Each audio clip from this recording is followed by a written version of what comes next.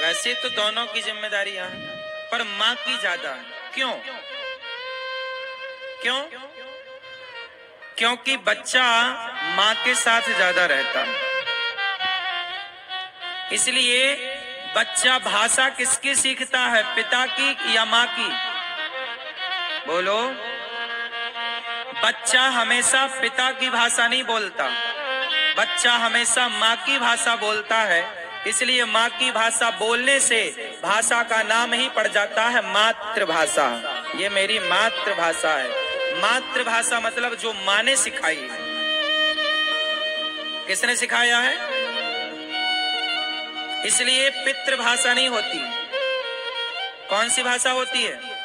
मातृभाषा। क्योंकि हम वो भाषा बोलते हैं जो हमारी माँ बोलती है। माँ ही बच्चे को बोलना सिखाती है। माँ इंग्लिश बोलती है तो बच्चे की मातृभाषा इंग्लिश होगी। माँ उर्दू बोलती है तो बच्चे की मातृभाषा उर्दू होगी। माँ मलयालम बोलती है तो बच्चे की मातृभाषा मलयालम होगी। माँ मराठी बोलती है तो बच्चे की मातृभाषा मराठी होगी। माँ हिंदी बोलती है तो बच्चे की मातृभाषा हिंदी होगी। माँ हरियाणवी बोलती है तो बच्चे की मातृभाषा हरियाणवी होगी। तो बच्चा वही सीखता है जो माँ चाहती है। आप लोग कई बार पल्ला झड़ा लेती हो, महाराज जी हमारा बेटा तो सुनता नहीं, हमारा बेटा तो। आप क्या कहती हैं? अधिकांश स्त्रियां ये कहती हैं, अधिकांश पिता ये कहते हैं, हमारा बेटा तो हमारी सुनता ही नहीं। मुझे एक बात बताओ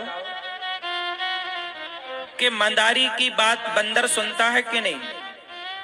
बोलो बोलो। यदि बंदर चंचल प्राणी होकर मंदारी के इशारों पर नाचने लग गया, यदि बंदर मंदारी की सुनता है, तो तुम कैसी माँ हो? तुम ऐसी मंदारी बनो मेरी माँ कि तुम्हारे बच्चे तुम्हारे इशारों पर नाचें। ऐसा संस्कार दो, ऐसी शिक्षा दो, ऐसा समय दो। यदि बंदर मंदारी के इशारों पर नाच सकता है तो आपके बच्चे आपकी नहीं सुनते, इसमें बच्चों का क्या कसूर है? और आप हंस हंस के बताती हो, महाराज जी हमारा बेटा तो हमारी सुनता नहीं है, जैसे तुमने बहुत बड़ा काम किया हो, बहुत भला काम किया हो, जैसे ऐसे बताते हैं लोग। बताने में शर्म भी नहीं आती।